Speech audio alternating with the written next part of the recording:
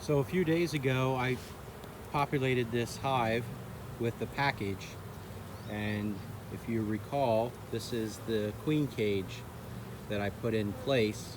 The queen has chewed her way out.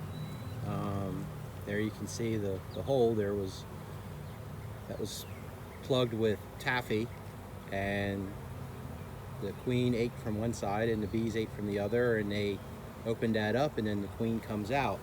So then what she does is she goes into the hive here, and she'll walk across the frames and she'll start laying eggs in the empty cells. So I'm going to pull one of these frames out, and I think we're going to see the queen. If you recall from my previous video, she was marked with a fluorescent yellow dot, and I pulled this frame out earlier and I saw her on this frame. Now she does walk around, so it could be that she has now moved on to another frame, but it'll be easier to spot her. If she didn't have a dot on her back, you'd still be able to spot her because she's very long and she's very much bigger than these other worker bees, or working bees that are here in the hive. So the majority of what you see here, I don't see her on this frame, so I'm going to pull another one out, but most of what you see here, these are all worker bees. So these bees basically have two jobs, well, kind of three jobs. First, all of the bees tend to the queen. They make sure the queen is fed, they groom the queen, they basically make sure the queen's comfortable. When it gets cold, they'll gather around the queen to keep her warm. The queen is the center of this hive, so their job is to take care of her and to make sure that she's comfortable.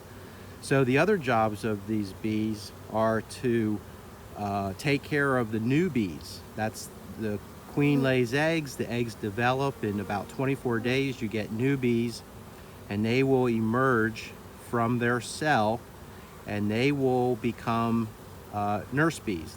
They will tend to other new bees that are emerging.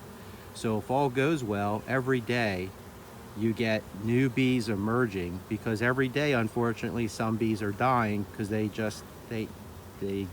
wear out. So the last job these bees have is to forage, and you may see some bees on here, and I'll try to find one that has pollen on her back legs. They call them pollen sacs, but they're not really sacs. What happens is when a bee goes in a flower or a pollen producing plant, the pollen sticks to their back legs, and it looks like they're carrying them in sacks. And I saw one in here earlier, and I'll try to find another one. One thing you notice here about these bees on the top, you'll see that they're fanning their wings, and that's exactly what it's called. It's fanning. And that sometimes they will do that to cool the hive. They'll stand on the landing board of the hive and they'll fan their wings, and that creates air movement, and it actually helps to cool the hive. A hive can usually be pretty warm, usually up in the 80s or 90s. That's kind of where the bees like it. And on days when it's really, really warm, it can get quite hot inside that hive. So they have to keep that temperature regulated. But yeah, you see fanning bees there, and that's what they do. So I'm going to put this back into the hive. And one other thing is, I was looking to see if there were some drones, and there's one right here at the end of my glove. Right there is a drone, and you'll notice, you see how big they are?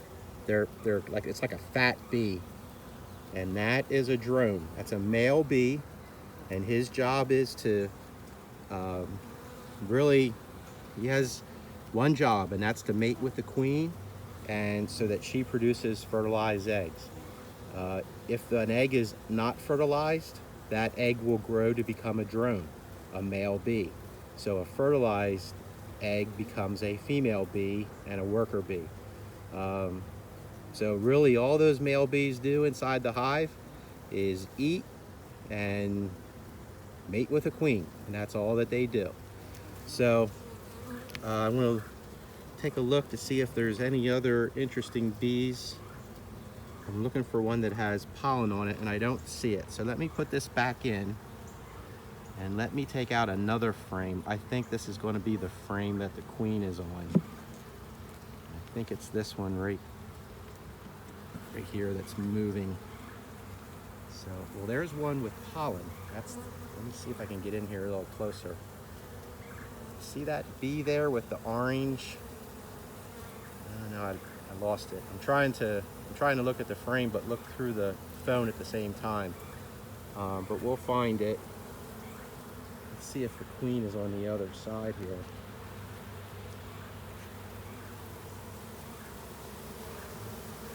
That bee with the pollen keeps moving around from one side to the other.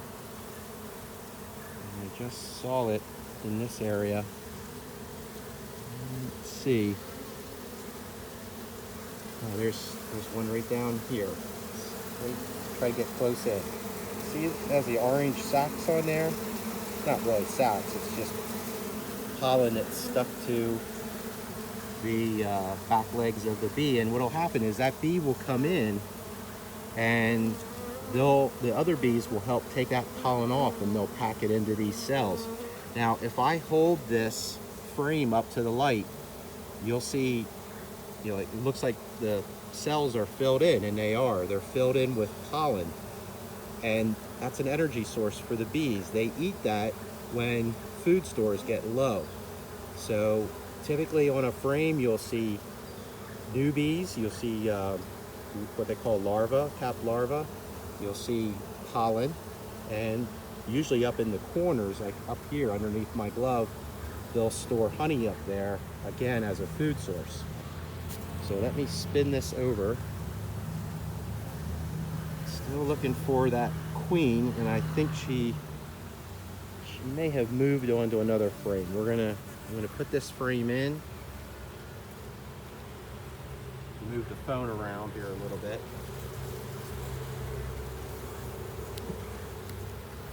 And I'm gonna pull out this next frame right here. I'm gonna see if the queen might be on there.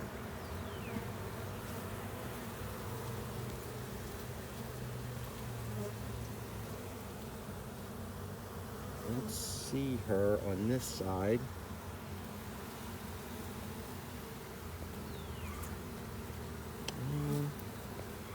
Tell you what, let me hold this frame up a little better so I don't drop it. And I'm going to hold the phone like this.